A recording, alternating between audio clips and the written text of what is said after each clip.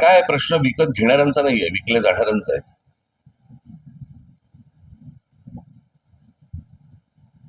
हो की नाही? आता देह विक्रीला जर समजा हे तयारच असतील तर गिराईक आहेतच. आणखी 14 आमदार आणि हे घाणेरडं चालू आहे मुळात.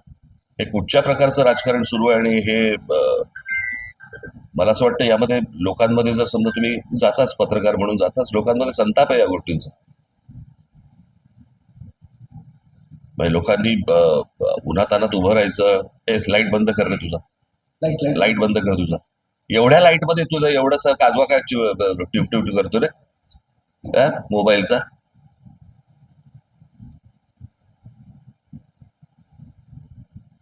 काय बोललो तुम्ही सर? हा, हे काही चांगलं राजकारण नाही चालू आहे.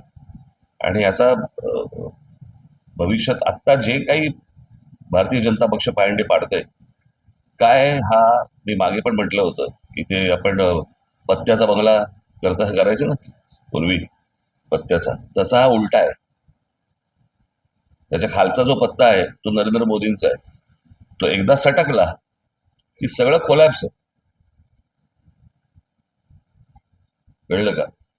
आज ठीक आहे, ते त्याला तुम्ही भक्त म्हणा, काही म्हणा, काही काही असतील गोष्टी, परंतु जे काय आज टिकून आहे ते नरेंद्र मोदींवरती टिकून, या बाकीच्यांवरती नाहीये. आणि अशा गोष्टींमध्ये तुम्ही ज्या प्रकारचं भयानक राजकारण करतात, खेळतात, हे त्यांनाही अंगाशी येणार आहे. महिला आरक्षण हे पहिलं एक ते कोणासाठी सुरू आहे, कोण करते याच्या मागे, कळलं का? हे सगळं अमित शहाचं राजकारण सुरू आहे.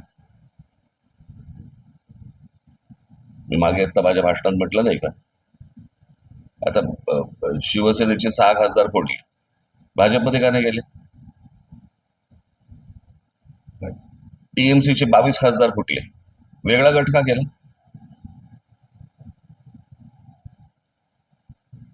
उद्या जर मला त्याच्यावरती दावा सांगायचा असेल पंतप्रधान पदावरती, तर मला हे बाहेरून मला लोक, जर आतमध्ये विरोध झाला तर मला बाहेरून पण लोक मतदान करतील किंवा पाठिंबा देतील. दुसऱ्याने जर समजा कोणी दावा सांगितला तर मी हे जे उभे केलेले आहे त्यातला कोणी सपोर्ट करणार नाही.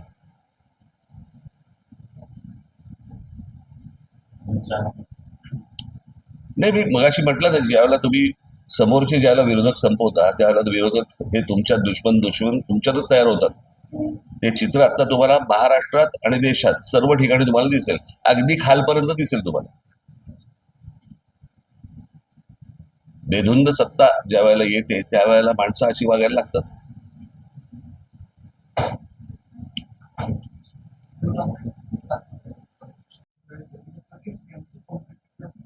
तर मी त्याची माझ्या भाषणात नाही का बोललोय, तेच काय बोलतोय.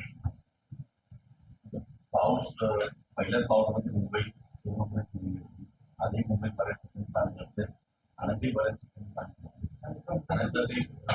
चेंबूरमध्ये बसमध्ये झाडं कोसळलं, ठाण्यातलं जरा मोठा असा आणि अनेक ठिकाणी आता झाडं कोसळलं.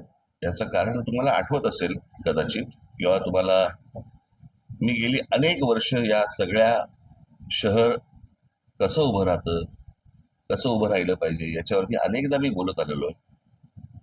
या शहराच्या उभारणीकडे कोणाचंही लक्ष नाही. बिल्डरांना फक्त प्लॉट देत राहणं, विकत राहणं, त्यातनं पैशातून राजकारणातून या सगळ्या गोष्टी, एवढंच फक्त महाराष्ट्रामध्ये सुरू आहे. लोकांना चांगलं आयुष्य मिळावं याच्यासाठी म्हणूनचा काय कुठच्याही गोष्टी सुरू, नुसते रस्ते आणि पूल यातनं शहरं उभी होत नसतात.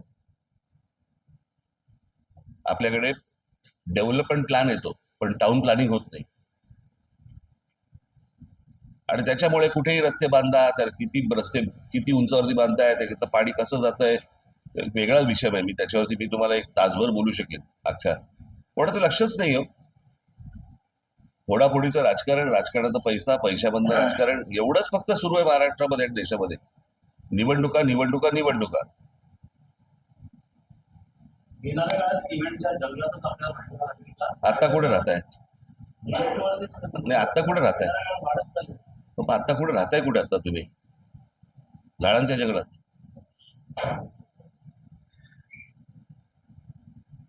कारण याला काही आकार उखरच नाहीये, कोणाला माहितीच नाहीये काही. ठाण्याच्या सिटीमध्ये जर पावसाळ्याची किंमत 12 ते 15 आता तुम्ही गाडी 30 पावसाळ्यात पडतात तुम्ही 90,000 पडतात. काय करायचं त्याला? तुम्ही विकास केला असं सांगितलं. तुम्हालाही दिसतोय, मांडा. चॅनल आहेत ना तुमच्याकडे, मांडा. 90,000. चला त्या नागरिकांचा विरोध असताना चला बोलल्यावरती कंठ फुटला तुला. हा? एवढा वेळ बघत बसला होता आपलं. इंटरनल मेट्रो ठाण्यामध्ये नाही, ठाण्याचा प्रश्न आहे ना विचार.